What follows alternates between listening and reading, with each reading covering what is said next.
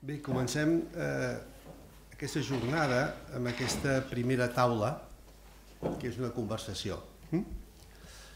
Hemos invitado a Jazmín Beirak, que tiene un buen currículum. Primero, como ciudadana preocupada por los temas de la cultura.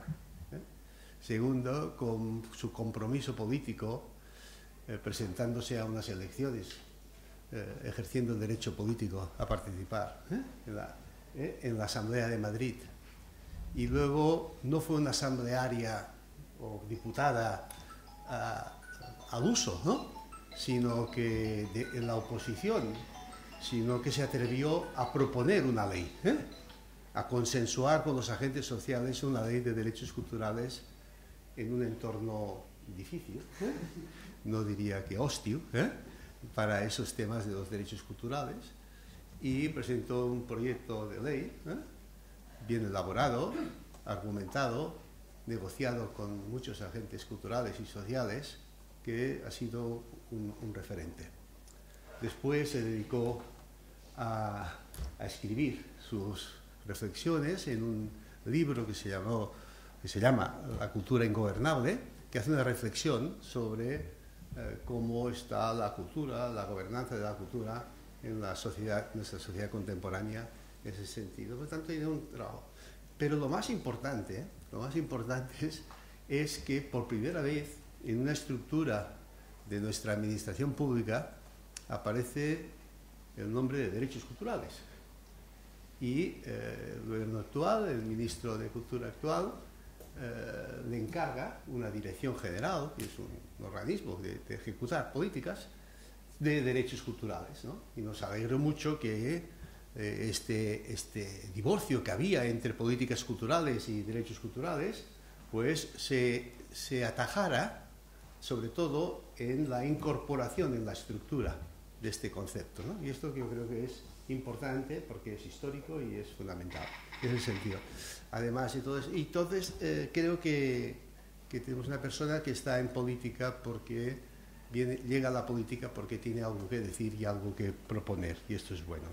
La mesa la hemos planteado como una conversación, Yo siempre digo que la cultura es una larga conversación sobre derechos culturales. Pero nuestra intención de conversar sobre derechos culturales con Jazmín, que le voy a hacer algunas preguntas, es conversar para aproximarnos, conversar no para especular, sino para incorporar los valores y los principios de los derechos culturales a la práctica, ¿no? Y la mejor manera que hemos encontrado para hacer esto es relacionarlo con la educación, ¿no? Este concepto de educación que ya a nivel de Naciones Unidas se habla de educación como un derecho cultural, que esto tendríamos que reflexionar. La educación, ¿cómo podemos transmitir, educar en estos valores y esos principios para que estos derechos culturales que están situados en la esfera del multilateralismo, del organismo internacional, ahuyentado de la realidad, se concrete en la realidad, ¿no? Se entre en la realidad? Lo que nos pretendemos en este proyecto de la cátedra es llegar a dar instrumentos para que los servicios, los proyectos, los equipamientos culturales incorporen los principios y valores que aporta una lectura actual, comprensiva, de los derechos culturales. Y creo que la mejor persona para conversar en estos momentos, por todo lo que he dicho, es Jazmín. Y voy a hacer unas preguntas y ella que hable lo que me parece. Y al final dejaremos un ratito para que podáis hacer preguntas, si queréis pensar algunas preguntas concretas, sobre todo, para que aprovechar que tenemos aquí a una directora general del Ministerio para que nos diga, apreciar su visión sobre el tema, porque es un tema novedoso y es un tema, como se dice ahora, de innovación social, ¿no? Dentro de las políticas culturales. Políticas culturales en base a derechos culturales no es muy habitual en muchos planteamientos y esto abre una puerta. Bien, Jazmín, a ver, la creación de esta dirección general, que por primera vez se relaciona con derechos culturales, toma una posición muy clara del Ministerio en relación a los derechos culturales, ¿no? ¿Cómo crees que que los derechos culturales se han de incorporar a las políticas culturales actuales y sobre todo en clave de futuro, ¿no? ¿Cómo creéis que esto se ha de incorporar en el discurso, en la trayectoria de la formulación de políticas y de acciones culturales de los gobiernos, no solamente del gobierno central? Luego ya hablaremos de los gobiernos de las autonomías y los gobiernos locales, ¿no? ¿Cómo lo ves todo esto? ¿Cómo lo ves desde tu perspectiva? Bien, bueno, primero muchas gracias por haberme invitado a participar en esta jornada.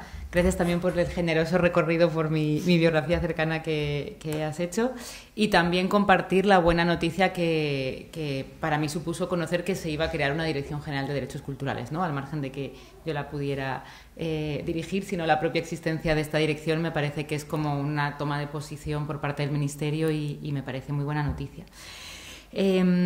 Contestando a la pregunta, a mí siempre me gusta diferenciar un poco entre la dimensión jurídica de los derechos culturales y la dimensión como significante de los derechos culturales, ¿no? La dimensión jurídica es fundamental porque los instrumentos jurídicos no dejan de legitimar, ¿no?, una realidad a través del derecho, y eso es una línea que es importante seguir. Pero quizás yo, o desde la dirección y desde el Ministerio, estamos abordando más centralmente el marco de los derechos culturales como un significante, ¿no? Es decir, como un prisma, como un marco desde el cual abordar las políticas culturales. Entonces, yo siempre digo que el marco de los derechos culturales significa o implica dos desplazamientos respecto a los marcos anteriores, que no viene a sustituirlos, sino yo creo que viene a ensanchar y a incorporar una serie de enfoques y de prioridades que no estaban incluidos anteriormente, ¿no? Entonces, en ese sentido, creo que opera dos desplazamientos. Uno, sobre el propio concepto de la cultura, ¿vale? Es decir, dejar de entender la cultura únicamente como un objeto de consumo, como ocio, como espectáculo, ¿no?, o como las grandes obras que hay que conocer, sino entenderlo como una práctica social, como una dimensión, ¿no?, integral del desarrollo de los individuos y de las colectividades, como muchas veces también hablas tú de unas capacidades, ¿no?, de desarrollo que nos permiten interpretar, conocer, intervenir en el mundo, eso por un lado, y por otro lado, en relación con la propia misión y responsabilidad de los poderes públicos, ¿no?, que también lo hemos hablado muchas veces, no es tanto proveer cultura, sino facilitar, generar unas condiciones de posibilidad, ¿no?, generar unas condiciones para que podamos desarrollar esas capacidades, para que los proyectos que existen en lo social puedan desarrollarse. En definitiva, situar la cultura, pues eso, como una dimensión integral del ser humano y de las comunidades, como un lenguaje, como una práctica social. Y yo señalo mucho que esto es lo que implica entenderlo como significante, porque creo que el significante de derechos culturales no inaugura prácticas, acciones y políticas que estén basadas en los derechos culturales, ¿vale? Por eso, digamos, he hecho como esta breve introducción. Incluso tiene muchos ecos que nos pueden sonar según nuestra genealogía o nuestras experiencias, con conceptos como cultura viva, como animación sociocultural, ¿no?, como por ejemplo también autonomía de proyectos culturales. Es decir, como que creo que lo que aporta el marco de derechos culturales como significante es un marco de sentido común, pero que hay muchas acciones que ya se venían haciendo. Y en ese sentido también dentro del Ministerio hay muchas que ahora comentaré que ya venían. ¿Por qué quiero hacer énfasis en esto? Y más aún cuando se está instalando el marco de derechos culturales, porque yo creo que es muy importante no hacer fetiche de las cosas, ¿vale? Creo que es importante, o sea, creo que es muy buena noticia que están los derechos culturales, pero también es importante entender que ya hay cosas que se estaban haciendo en este marco, que el significante de derechos culturales ahora nos sirve de herramienta para abrir puertas, pero que si cambia el significante, lo importante es esas puertas que queremos abrir, y también, por otro lado, que muchas veces se usa el significante de derechos culturales para hablar de cuestiones que no tienen que ver con esto que estamos diciendo, ¿no?, con estos desplazamientos. Entonces, respecto a las políticas actuales, creo que la responsabilidad principal que tenemos es ser capaz de identificar y poner en relación aquellas prácticas que ya se estaban haciendo, aquellas actuaciones que ya se estaban haciendo en el marco del acceso, de la diversidad, de la sostenibilidad, de la democracia cultural, ¿vale? Creo que eso es como el universo semántico de los derechos culturales. Darles un hilo conductor, crear un relato y colocarlo como en el centro de la política pública, ¿no?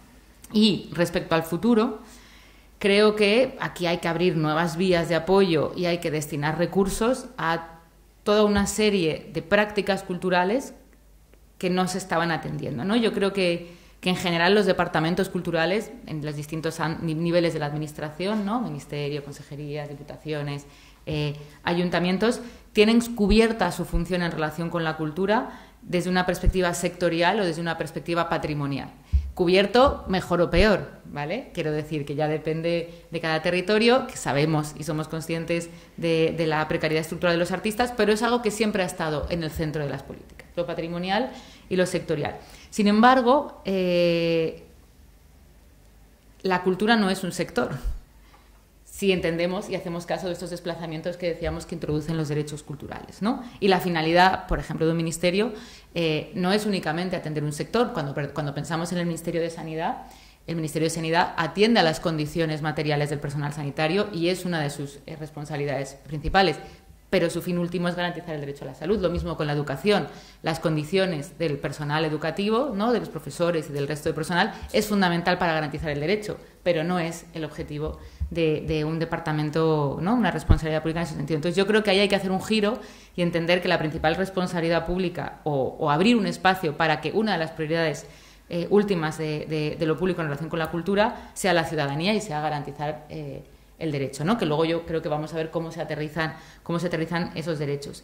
En concreto, por ejemplo, políticas actuales, o sea, políticas de futuro, en el Ministerio de Cultura queremos poner en marcha el desarrollo de un plan de derechos culturales, ¿vale? Que aquí, por ejemplo, en Barcelona ya veis, ya tenéis uno, y que aborde cuestiones como territorio, como educación, como mediación, ¿no? Antes lo comentábamos.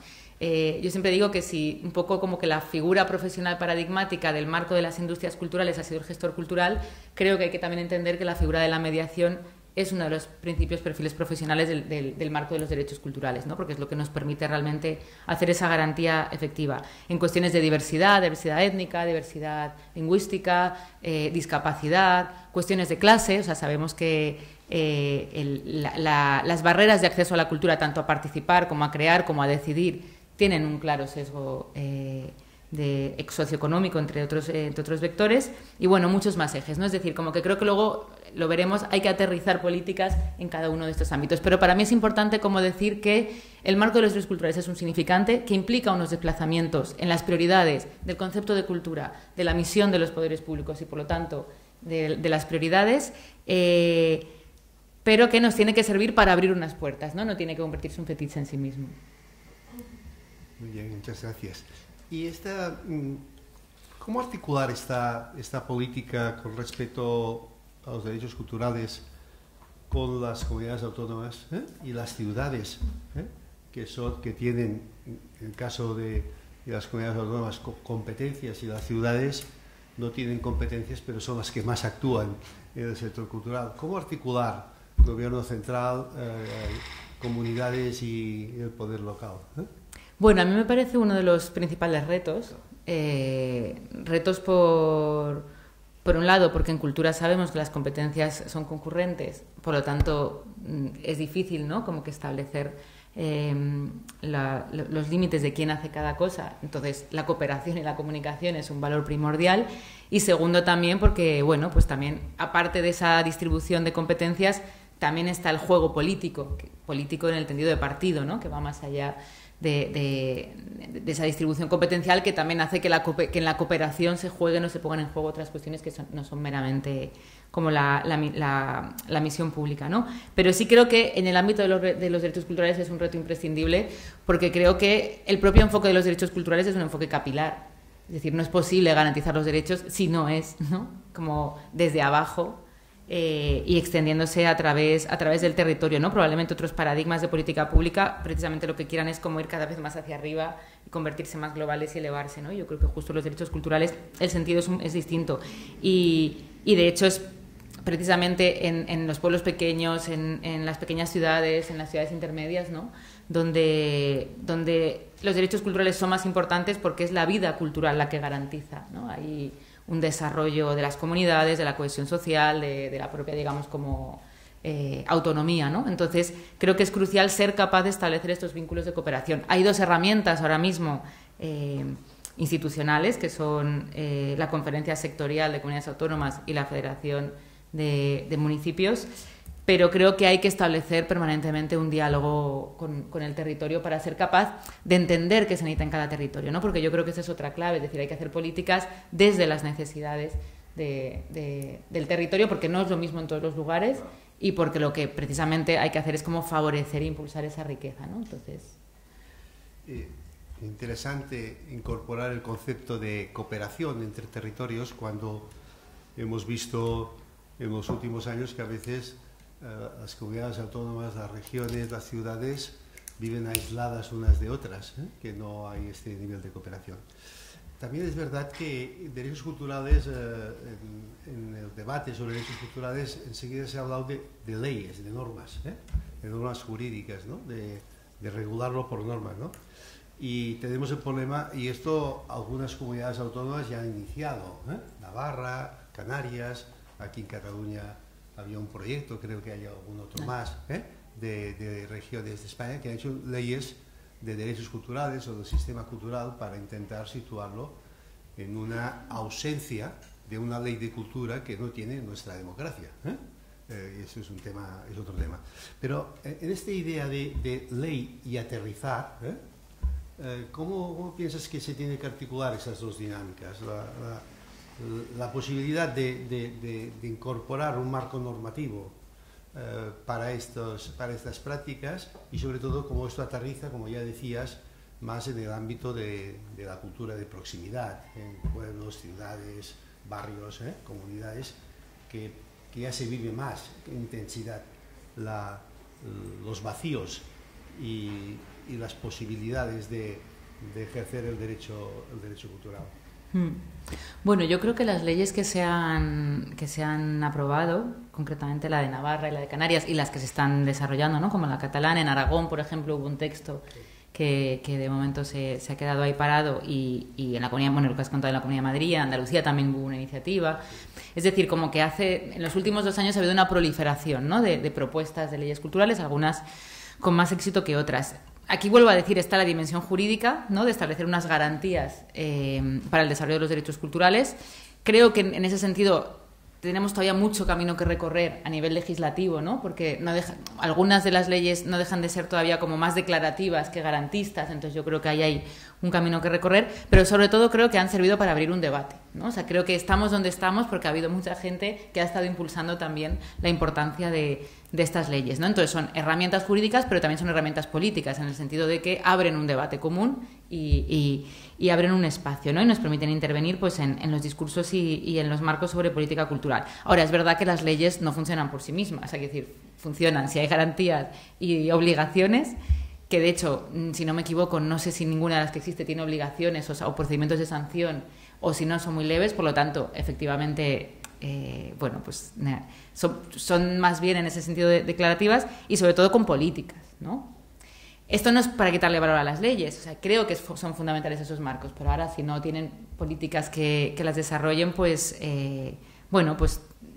se parecería más, digamos, como a esos marcos normativos, ¿no? Que estábamos hablando inicialmente. Entonces, en cuanto a políticas concretas, y siguiendo un poco lo que decía al inicio, yo creo que se aterriza en una serie como de líneas directrices o de prioridades de acción pública que muchas de ellas forman parte de nuestros debates, bueno, y de vuestros debates desde hace más de 50 años, ¿no? Es decir, que cuestiones como los equipamientos de proximidad, ¿no?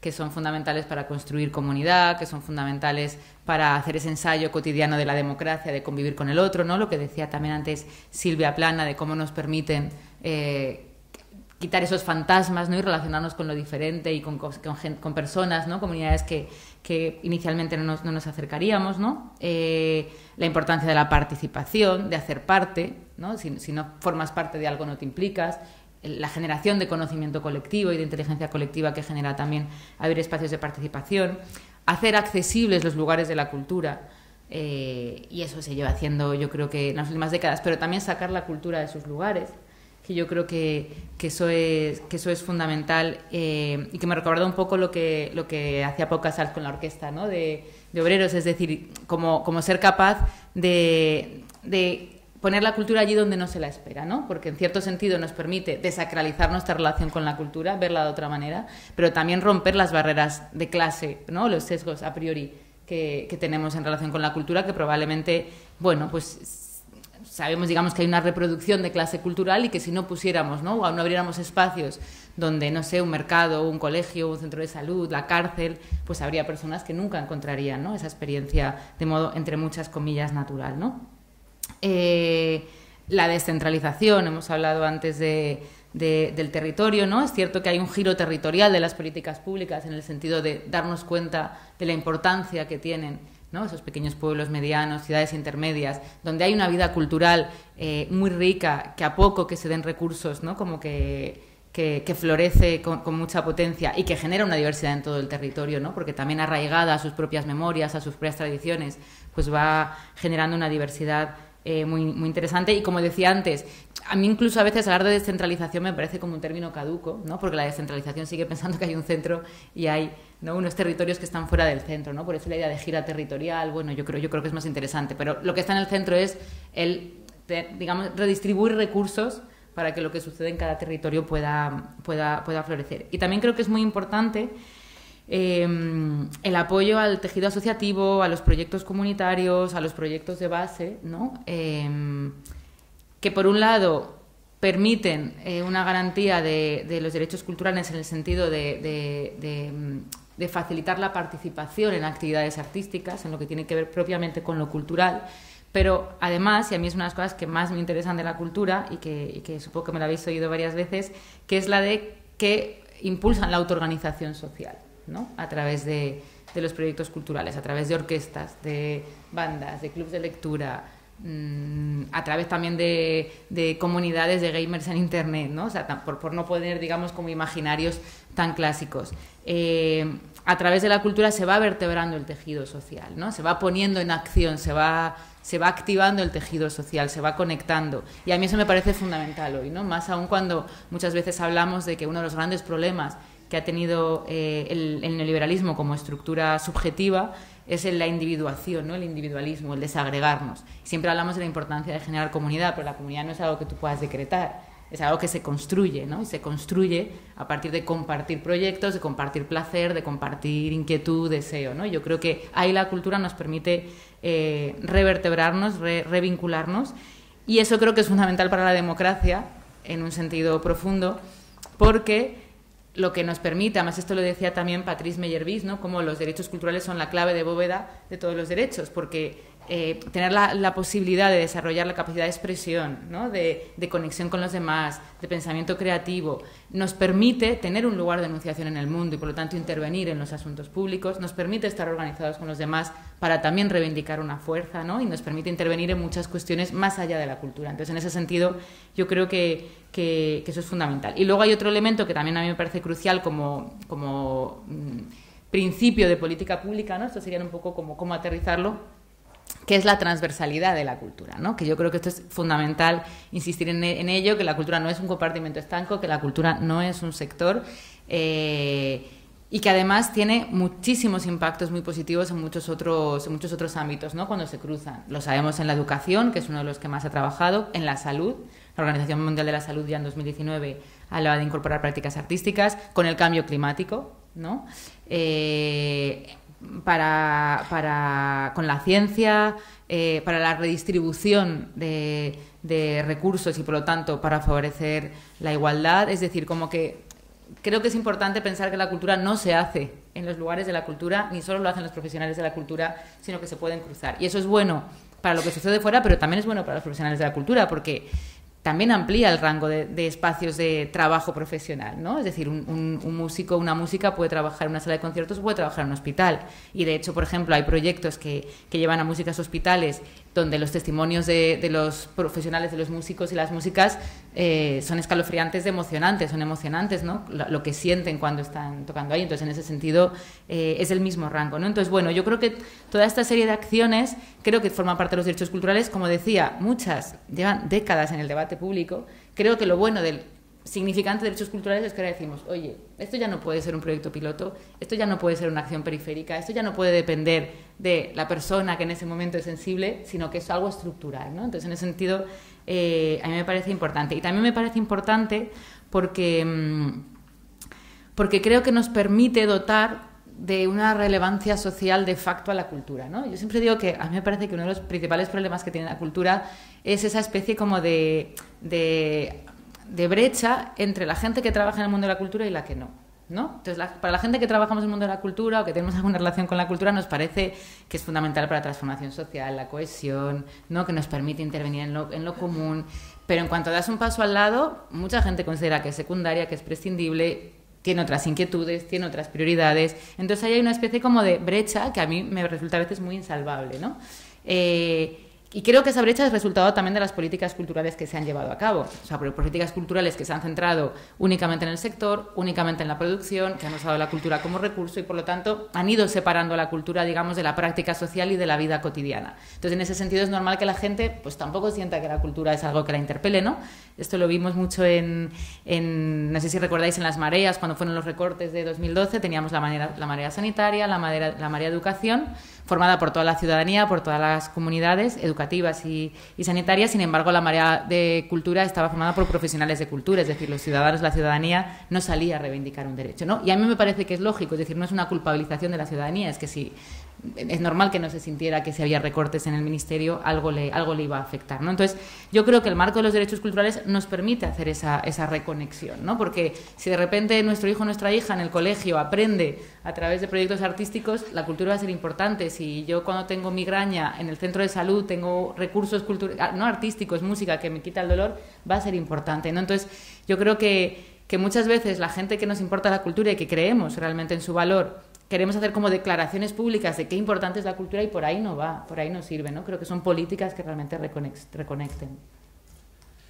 En la línea que estás diciendo de estos sectores o espacios vacíos de nuestros sistemas culturales donde las políticas no han llegado, o sectores de población desfavorecidos que no entran, eso que has explicado.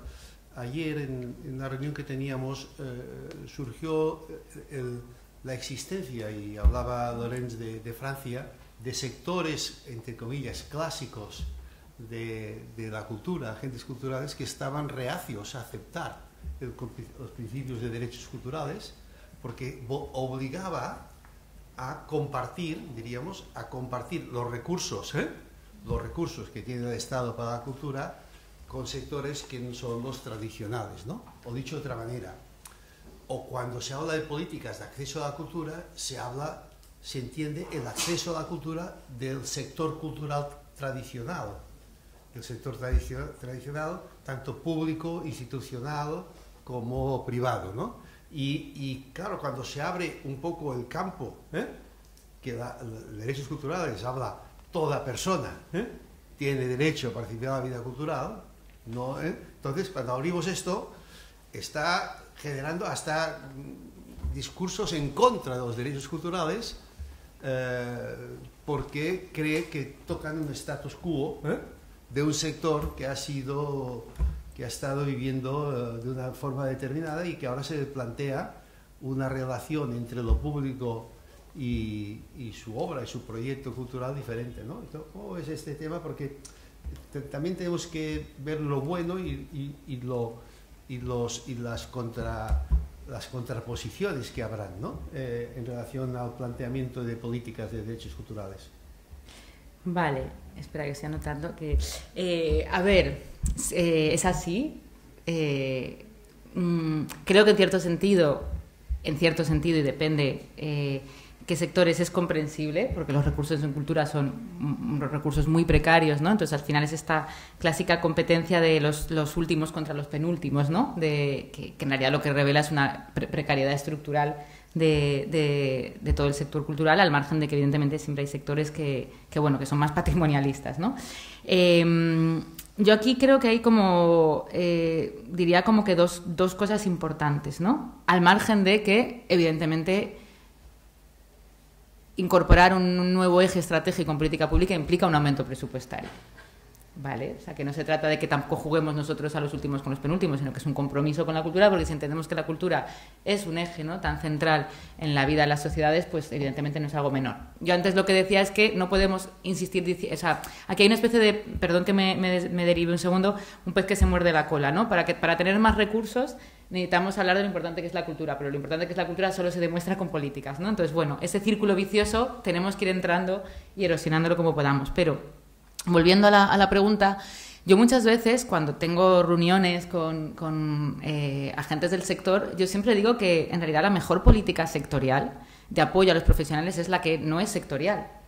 Es la que realmente garantiza que haya gente que le interese la cultura, gente que tenga curiosidad, que tenga deseo, que quiera ir al teatro, que quiera ir al cine, que quiera ir a un concierto, porque así es como los proyectos profesionales van a poder ser sostenibles más allá de la financiación pública, ¿vale? Porque uno de los problemas de la falta de relevancia social de la cultura, además de la falta de legitimidad de las políticas culturales, porque si la gente no siente la cultura como propia, pues le da igual que recorten o que haya presupuestos, es que el tejido no es sostenible, ¿no? Independientemente de que haya proyectos culturales que siempre van a necesitar financiación pública. Pero si hubiera, digamos, una cultura cultural, unas audiencias mucho más amplias, ¿no? Creo que en ese sentido también es de conveniencia para el sector. Ahora bien, es cierto que para eso también, digamos, que la falta de vinculación con la cultura no solo tiene que ver con el ámbito de la cultura, sino con la garantía de muchos otros derechos, como es la renta, la vivienda, el tiempo, que son fundamentales, ¿no? Entonces, en ese sentido, creo que no podemos hablar de derechos culturales si no hablamos de garantía de otros derechos. Pero bueno, en todo caso, creo que es importante abrir el marco incluso para que los proyectos profesionales, ¿no? Es decir, el marco de los derechos culturales sirve también a las propuestas más de sector, y además porque son vasos comunicantes. Yo nunca me gusta establecer una dicotomía entre derechos culturales e industrias culturales, ¿no? Porque que haya una escuela de música, que haya escuelas de música, una red de escuelas de música potentes, garantiza que haya vocaciones, garantiza que haya profesionales, garantiza que haya públicos, ¿no? O sea, que hay un ir y venir entre ambos. Entonces yo creo que ahí hay una estrategia compartida. Creo que las políticas públicas tienen que jugar a esto. A mí hay una cosa que me resultó muy, digamos, clarificadora de una conversación que tuve con Ivana Bentes, que estuvo en Brasil con Lula. Entonces, ella hablaba de cómo dentro, por ejemplo, de las líneas de ayuda a la creación, habían incorporado una cláusula para puntos positivos a aquellos proyectos que cooperasen entre sí, ¿no? Es decir, mediante las ayudas a la creación, mediante las propias ayudas, que sin quitar recursos, favoreces a aquellos que generan red, ¿no? Entonces ahí estás actuando a la vez. O luego, por ejemplo, en Francia hay una ayuda a la escritura de guión, son ayudas a escritura, que además de darte una financiación, tú tienes que hacer como retorno social o como devolución, proponer una actividad, una programación para público no profesional, ¿vale? Sean cineclubs, sean talleres. Entonces, yo creo que se pueden ir jugando entre los dos ámbitos, teniendo en cuenta, uno, que hay que ampliar presupuesto y que hay que incorporar a unos sectores que no estaban, ¿no? Muchas gracias, Azmin. Seguiríamos conversando, pero ahora vamos a compartirlo con el público, ¿eh? Si queréis intervenir y hacer unas preguntas con carácter limitado, como Twitter, es decir, cortitas. Para más que una pregunta, una reflexión. O una reflexión. A ver, adelante. Gemma y Jordi. Sí.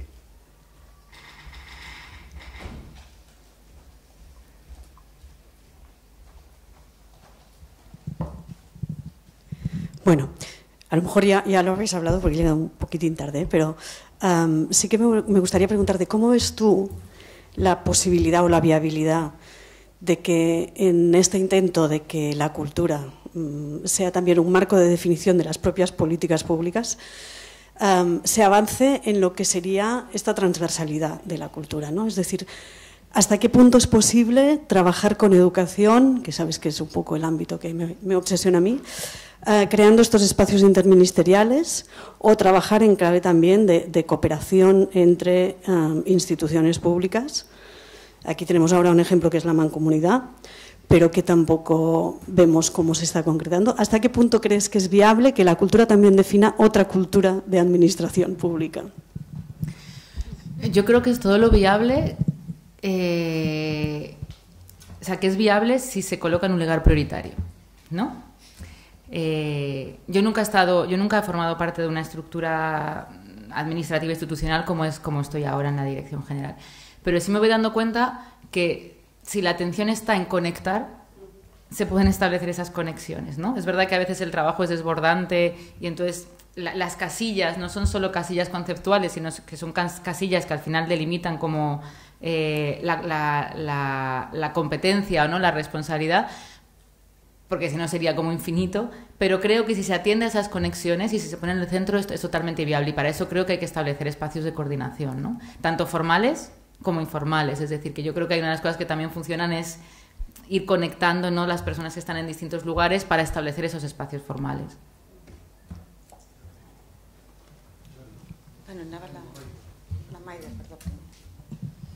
Hola, bueno, muchas gracias. Es un placer escucharte porque efectivamente muchas somos las que hemos celebrado esta idea de bien. Empezamos a meter la idea, ¿no?, de este enfoque de derechos en la cultura también en el Estado español. Y claro, nos persigue a todas las ansias de llevar 15, 20 años intentando que esto sucediera y ahora a ver cómo lo hacemos en el tiempo que tengamos, sea el que sea. Y entonces una de mis dudas y mis preguntas es porque efectivamente, tal como tú planteas, al final lo que entiendo que planteáis desde la Dirección General es un cambio de aproximación, un cambio de enfoque. Y este cambio de enfoque, evidentemente, es un proceso. Ahí va. Entonces, mi planteamiento es, o sea, ¿cómo vamos a conseguir hacer ver que todo paso que se dé en ese proceso es un resultado en sí? Porque seguimos en una realidad de políticas muy centradas, y también en la cultura, en esta idea de los outputs, de los resultados, de esta obsesión. Entonces, ¿cómo hacemos? Porque al final lo que te entendía también es que planteáis un cambio de mirada, que al final eso se basa en un proceso de caminar. ¿Cómo lo demostramos? ¿A qué estáis pensando hacer? A ver, yo siempre me imagino esto como el escondite inglés, ¿no? Que estás dada la vuelta y entonces tienes que correr todo lo que puedas en el tiempo hasta que se dé la vuelta a la persona. Entonces, yo lo veo un poco así, es decir, todo lo que podemos avanzar hasta que se vuelva a apagar la luz o a encender la luz según cómo se mire. Creo que hay que hacer, digamos, respecto a políticas concretas, crear recursos específicos, recursos económicos y recursos de apoyo para proyectos que trabajen en este ámbito, y ese es uno de los objetivos. Tampoco lo quiero lo quiero como explicitar mucho porque todavía tenemos como que anunciarlo y contarlo bien, pero sí, el plan de derechos culturales básicamente lo que aspira es a, en distintos ejes de acción, desarrollar una serie de propuestas en cada uno de ellos, ¿no? Eso es, por ejemplo, educación. En educación haríamos esto y esto, ¿no? Y eso implica recursos, implica estructuras de coordinación, implica programas, implica recoger lo que ya se estaba haciendo, ¿vale? Entonces, esa es un poco la idea.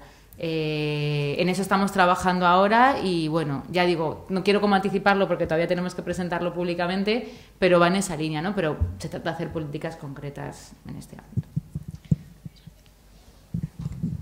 Sí, mi pregunta es en relación a un tema que ha apuntado Gemma Carbó. Al margen de esta necesidad de crear políticas concretas, yo creo que hay un problema de operadores. Lo digo porque, a diferencia de hace 100 años, donde la cultura tenía una relación más directa con el concepto de prestigio social, sea la clase obrera del momento como la burguesía, ahora esto ha cambiado.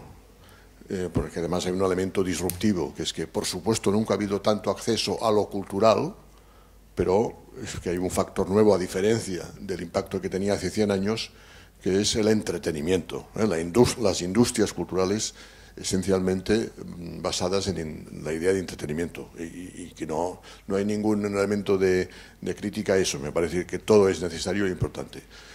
A mí lo que me preocupa es, digamos, que no sé cuáles son los espacios de socialización.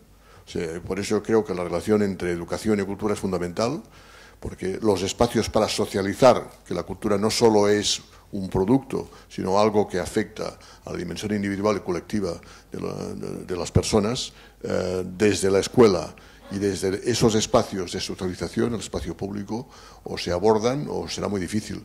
Si únicamente se plantea una relación entre los sectores de la cultura y la sociedad, yo creo que abordaremos de forma equivocada el reto. Yo creo que la centralidad y la prioridad está en los espacios de socialización de los valores que justamente ponen en valor la importancia de la cultura, ¿no? ¿Qué opinas sobre eso? Pues creo que estoy totalmente de acuerdo con un matiz. Es decir, creo que es fundamental recuperar esos espacios de socialización y incorporar la cultura como elemento vector en esos espacios, como por ejemplo el ámbito educativo, ¿no? Y digamos, como entrar ahí, pues eso, como un caballo de Troya para esa recomposición un poco del vínculo, de los valores, bueno, de lo que estabas diciendo. Pero también creo que es importante pensar en cuáles son esos espacios de socialización que no son los clásicos, ¿no?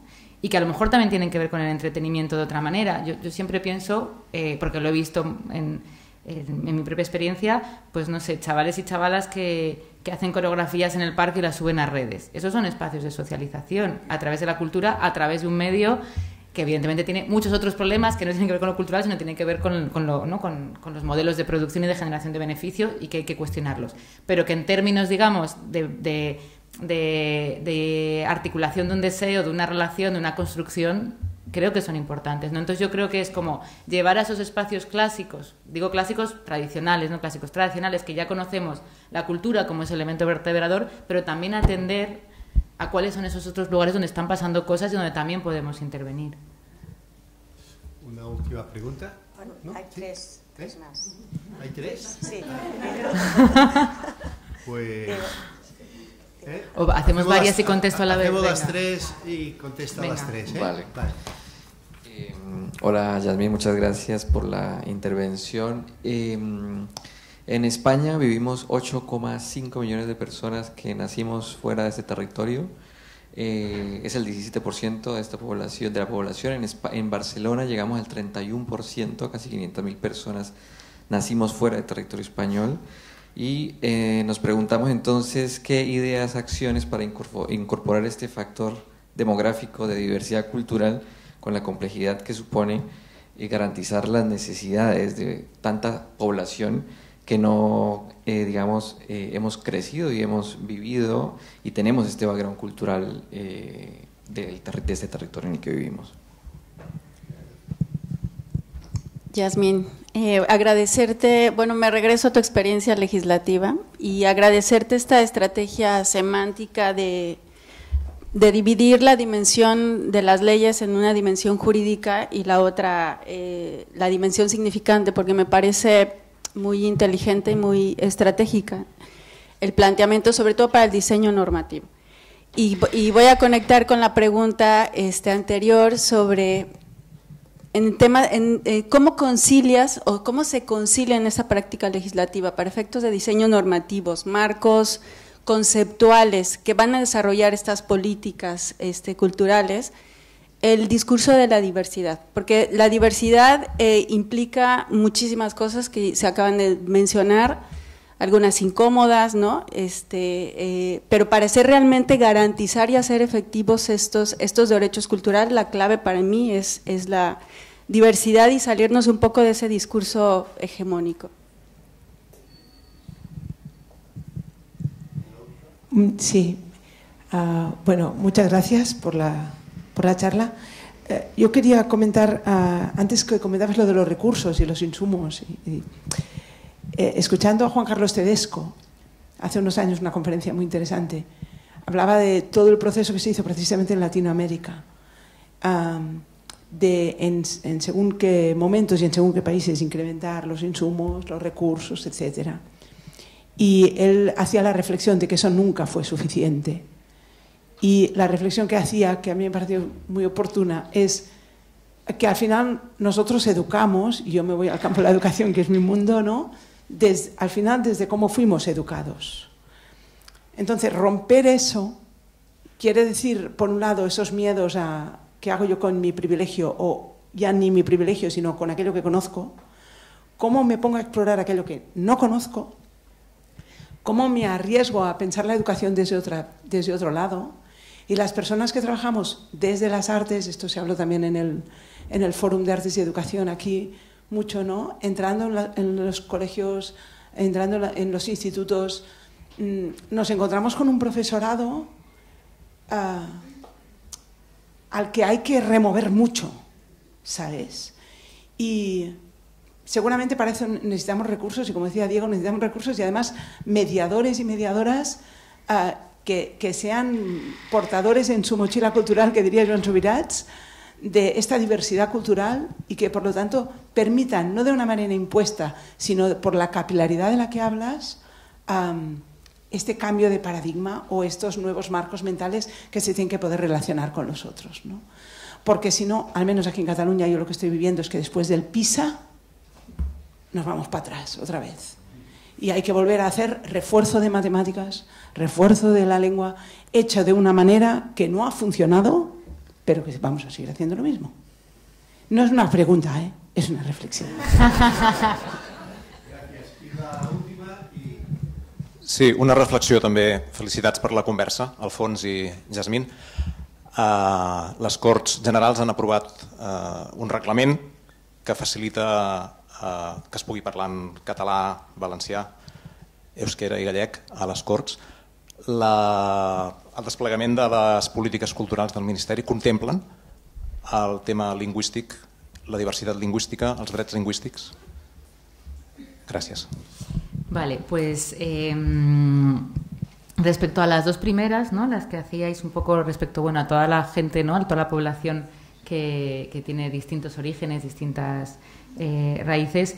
Yo creo que aquí, o sea, cuestiones concretas y medidas concretas todavía no estoy en condiciones de decirlas, pero sí me parece que es como que yo ya hay un momento que digo, cuando lo pensamos, ¿no? No se trata como de integrar, sino de no excluir, ¿no? O sea, es una cosa como que lo pienso también cuando lo piensas en términos de las políticas de género. Nadie dice hay que integrar a las mujeres, sino ¿no? Como que no puedes no excluir a la mitad de la población. Pues yo creo que aquí es un poco el mismo giro que hay que hacer. No se trata de integrar, se trata de no excluir a la población que ya está aquí, que ya contribuye y que tiene unas prácticas culturales ¿no? propias y que también hay que poner en valor y hay que abrir esos espacios. Entonces, creo que para mí eso es como un poco el cambio de óptica. Respecto a la reflexión más que una pregunta, una reflexión del profesorado, según te estaba escuchando, pensaba, a ver, los profesores y las profesoras tienen una carga, un agotamiento, que con eso es con lo que hay que construir, ¿no? Pero pensaba, en realidad todo el mundo tenemos una carga y un agotamiento existencial, que con eso es con lo que tenemos que hacer, ¿no? Y creo que eso es como de los micro retos o de cómo se aterrizan todo ese tipo de políticas, hacer con lo que somos. Y es verdad que estamos en una sociedad que nos ha agotado mucho, nos ha cansado mucho, y creo que la cultura precisamente puede abrir esos espacios como de luz y oxígeno. Pues hay que saber entrar con esa luz y con oxígeno, ¿no? Y no que sea algo que ahogue. Y respecto a lo que decías de la diversidad lingüística, en el plan de derechos culturales hay un eje específico de diversidad lingüística, ¿vale? Igual que el resto de ejes, pues habrá uno donde se desarrollarán distintas medidas. Muchas gracias, Yasmín. Muchas gracias por las preguntas. Como dices tú, hemos abierto el marco, hemos abierto la conversación sobre derechos culturales y en la próxima mesa hablaremos más de educación y les invito a seguir conversando con un café fuera en el claustro. Muchas gracias.